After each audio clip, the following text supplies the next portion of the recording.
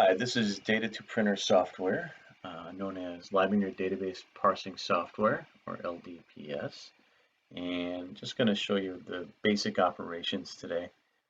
Essentially, what this software does is it will take data from a database, typically a SQL Server database, and it will send that data to a Leibinger printer, and it will give you a bunch of options if necessary as you go along.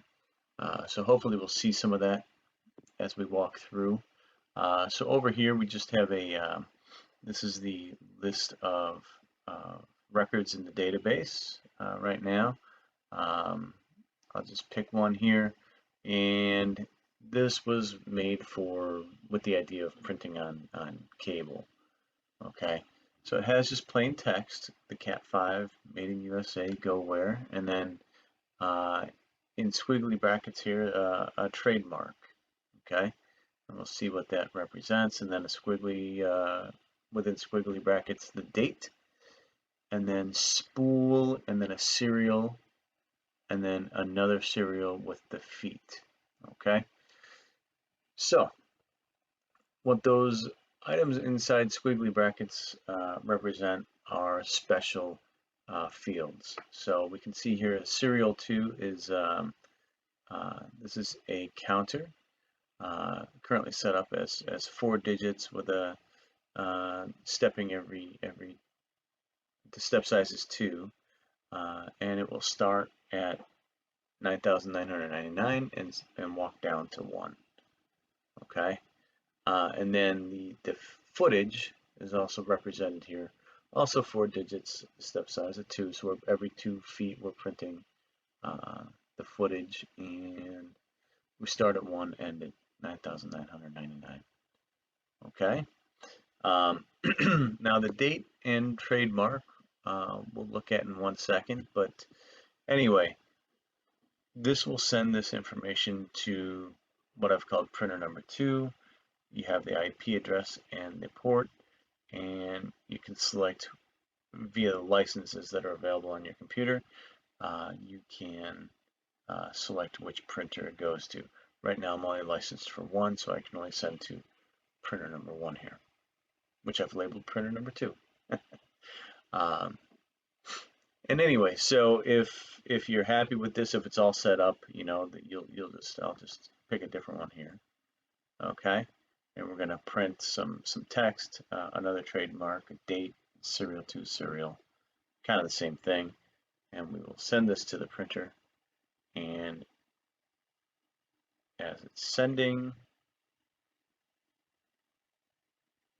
it will come back and say that the message has been sent to the printer. You say OK, and you're ready to go and pick another one. So now that data is all over at the printer, and it's ready to go.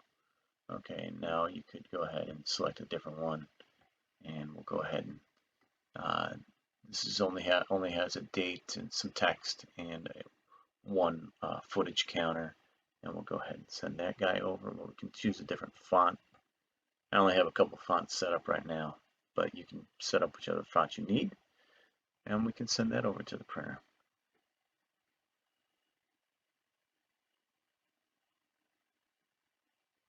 Okay, very good.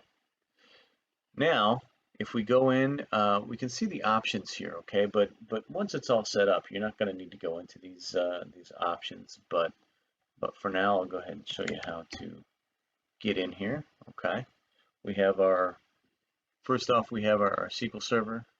It's connected, but if you go in, you can see you can set your server location, database, table, username and password. You can choose whether you have the SQL Windows authentication or not.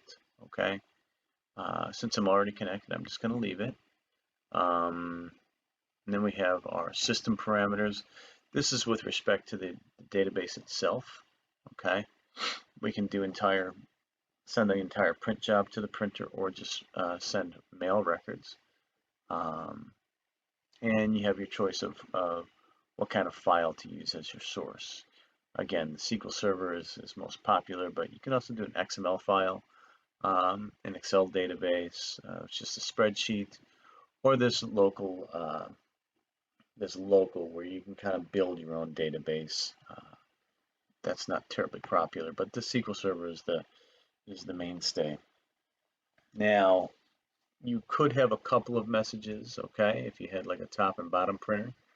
But again, most applications are only going to have one. The index field name in the source, so in the SQL Server database, would be, in this case, it's order $, and then the print data field name in the source is message. Okay, so all of that information that came up with the text and the serial number and the date and the logo and all that, that was in the message field. And order number was the demo 1, demo 5, whatever field that was. Okay, and then the index field name in the application is PO or purchase order. You can see that kind of shows up right here. Okay, and then you can have a system-defined font if you wanted, but we're making it so that we can choose the font at runtime. And then the designation for the variables or the special fields. Again, it's typically squiggly brackets to start and stop here. Could be square brackets, but it could be anything if you so desire. Okay, there's a possibility to have a template field. The template just kind of defines how things are laid out. So you could have templates that define your, whether it's bold or reversed or what have you. Typically that's not used, but there is the possibility. So you just say false or blank if it's not used. And then there's a reference file location. This you don't need to know much about, but there are a bunch of files that are used for reference for those special fields like date 1 up here. Okay, we'll look at that more in a minute. XML,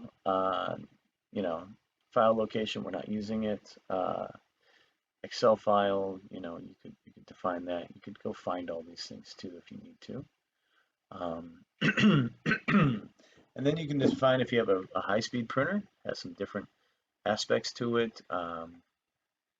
The scanner, so some customers want to use a barcode scanner, so they will have they'll have a sheet with the information, the order, what have you, and they'll just use a barcode scanner to scan the information in, and that will fill this field automatically pull up this information, send it over to the printer.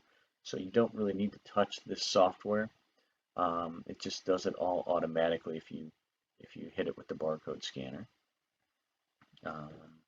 And then you can define which items require a password to modify, whether they be counters, print parameters, or fonts. Okay, so that's that.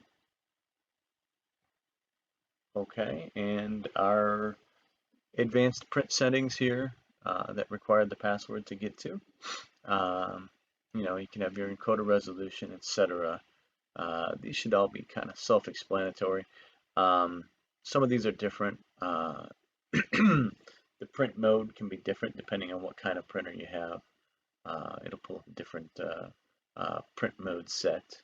And you can rotate 180, mirror, etc.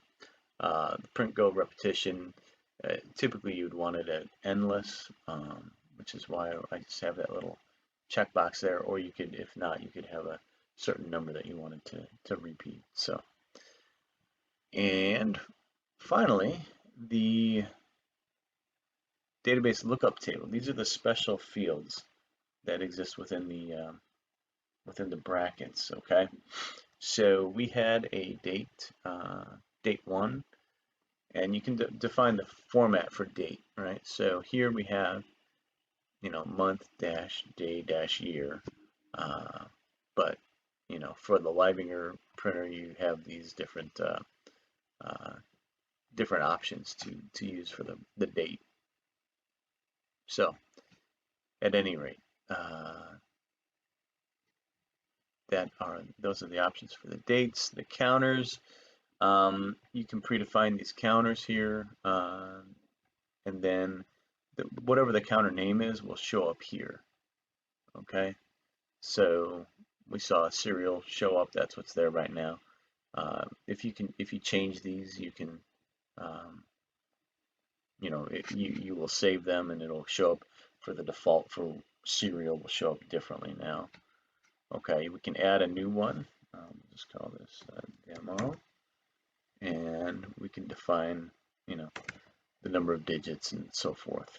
So, okay, and then we can save that, and now that's available as one of our default counters. Okay, graphics are kind of interesting. So if a graphic, we had a TM show up there, this guy here, and the file location is defined here. You can find it this way. We can do bitmaps or JPEGs or PNGs or GIFs or whatever you want. Those are all available to send over to the printer. Of course, those bitmaps or those graphics have to be set up for the printer, right? Because they need to be able to be printed. So that's a whole different thing. Other is just replacement. For instance, anytime it showed,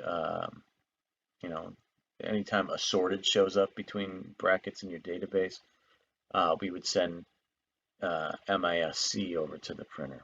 Yeah, it's not terribly popular, but it is possible. And then prompts. So if you have a situation where you need the operator to type something in, it'll show up as a prompt and say line number, and then the line number can be a 2-digit number or what have you, to identify which line they're printing on, something like that. So that is the overall gist of the software. But again, once everything's set up, the operation is very simple. You just choose a record from the database. Everything's already set up. You just go ahead and say send it to the printer, and it sends it on over. If you have multiple printers, you can send one message to one printer, choose a different printer, choose a different message, send that one over. So should be nice and easy. Once everything's set up, of course, we can help you get it set up remotely or in person, and it should be nice and easy. Now, the software comes with a demo, a trial period of 14 days, and once the 14 days is up, you can go ahead and purchase a license.